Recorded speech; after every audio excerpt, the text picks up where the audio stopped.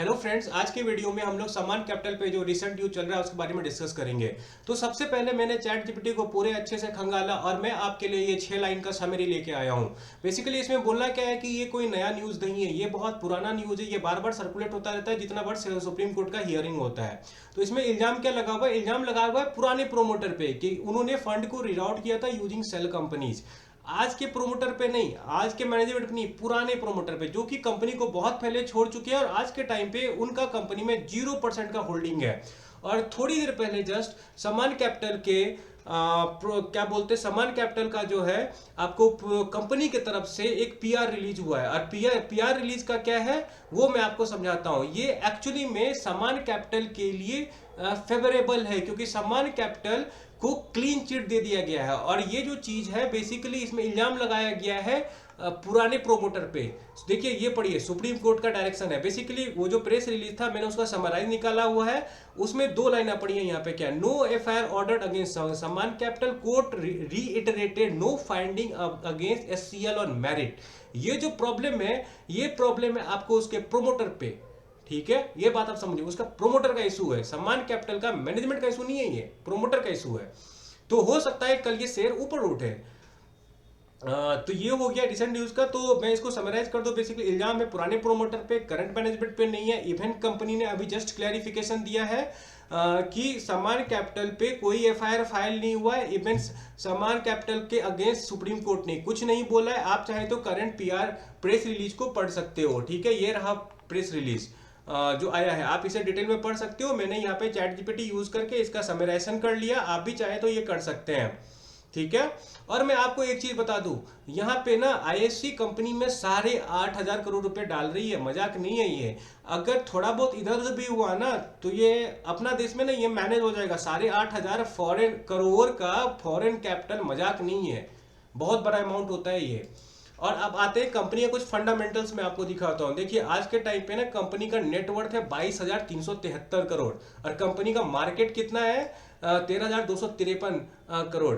और दिखाता हूं आज के टाइम पे एक और चीज दिखाता हूं, इंटरेस्टिंग, बहुत इंटरेस्टिंग आपको। देखिए कंपनी का रिजर्व देखिए 22,210 रुपए का। इसका मतलब क्या है, कंपनी के पॉकेट में है 22,210 रुपया और कंपनी का मार्केट कैप है 13,235 करोड़ रुपया। तो ये क्या होता है समझिए, मार्केट कैप का मतलब होता है कि कंपनी को आज कोई खरीदना चाहे 13,235 करोड़ रुपए में वो खरीद सकता है। और मेरे पास है 22,000 करोड़ रुपया और मुझे क्या कोई 13,000 करोड़ में खरीद सकता है? मैं तो कभी नहीं बिकूंगा। कम से कम मैं बोलूंगा कि मुझे 50,000 करोड़ रुपया, तो तभी करूंगा कुछ ऐसा। तो कहने का मतलब क्या है कि कंपनी अपने बुक वैल्यू से आज के टाइम पे बहुत सस्ती ट्रेड हो रही है और कंपनी में हर चीज अच्छा हो रहा है। कंपनी को इतना अच्छा प्रोमोटर मिला है। ठीक है, कंपनी का आपको अगर देखोगे जो गाइडेंस है कि 35,000 करोड़ का ये लोग डिसबर्समेंट करेंगे अगले 2 साल में, मतलब अगले नेक्स्ट 2 ईयर तक उन्होंने प्लेटफॉर्म सेट कर लिया है कि हर साल 35,000 करोड़ ये डिसबर्स करेंगे और जल्द ही 1,000 करोड़ का एयूएम ये पूरा लेंगे।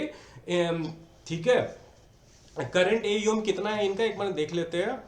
करंट एयूएम इनका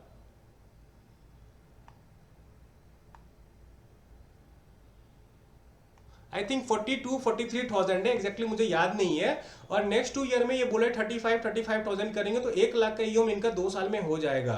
और 3% भी आरओई समझ के हम लोग कैलकुलेट करें तो 3,000 करोड़ का पैट बनता है इनका 2 साल के बाद, 2-2.5 साल के बाद। तो उस वक्त पे कंपनी का पैट जो होगा ना 3,000 करोड़ के आसपास का रहेगा। तो कंपनी का मार्केट कैप एटलीस्ट यहां से 3-4 गुना होगा। तो मुझे तो एटलीस्ट इसमें 3 गुना का रिटर्न तो यहां से भी दिखता है। 3 गुना तो मैं कम बोल रहा हूं, 5 से 6 गुने का अगर 3% का आरओई कंपनी कर लेती है तो।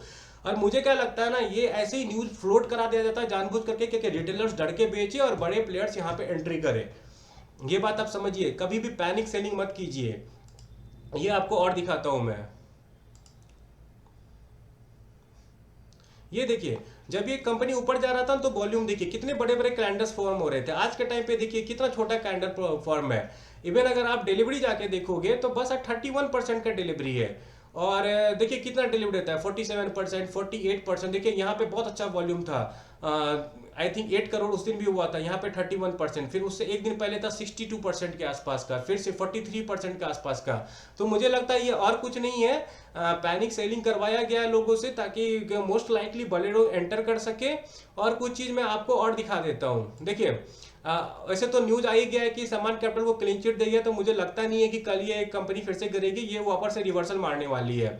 और अगर ऐसा नहीं होता है तो आप यहाँ पे देखिए, ये एक सपोर्ट है 160 के आसपास, फिर यहाँ पे एक सपोर्ट है, फिर आपको यहाँ पे एक सपोर्ट है 144 के आसपास, और सबसे बड़ा सपोर्ट है 139 जहाँ पे कि आईएससी एंटर कर रहा है।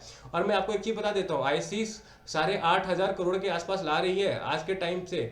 तो आपको क्या लगता है हमारा देश उसे वेलकम नहीं करेगा कि आप पैसा ला के दो मुझे? फॉरेन कैपिटल आ रहा है भाई देश में, तो कोई मना थोड़ी करेगा। लोग तो व्यवस्था ऐसा करेंगे कि अच्छे से कैपिटल आ सके, वो कैपिटल देश के डेवलपमेंट में यूज होगा।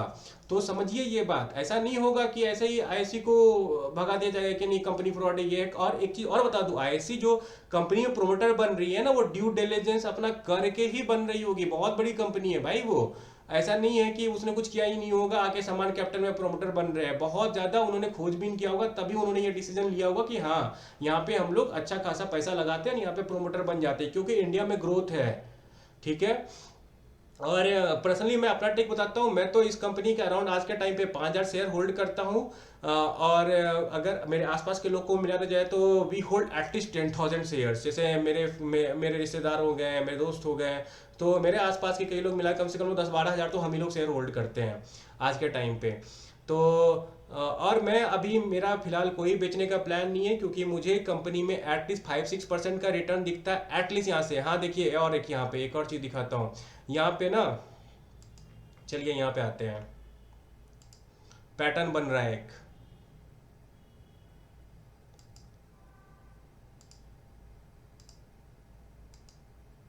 अरे हाँ, यहाँ पे देखिए, यहाँ पे कप विथ हैंडल बन रहा है, नहीं हेड एंड शोल्डर पैटर्न बन रहा है यहाँ पे। तो पैटर्न भी बन रहा है यहाँ से, और यहाँ से ये रन अप देने के लिए रेडी है।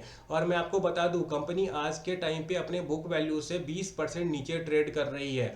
वो जो एक्चुअल में स्क्रीन पे दिख रहा है 0.69, वो एक्चुअल नंबर नहीं है, क्योंकि जब प्रोमोटर का फंड आएगा उसके बाद के इसका बुक वैल्यू 210 के आसपास बनेगा, और शेयर प्राइस 160 है, तो लगभग 20% नीचे है।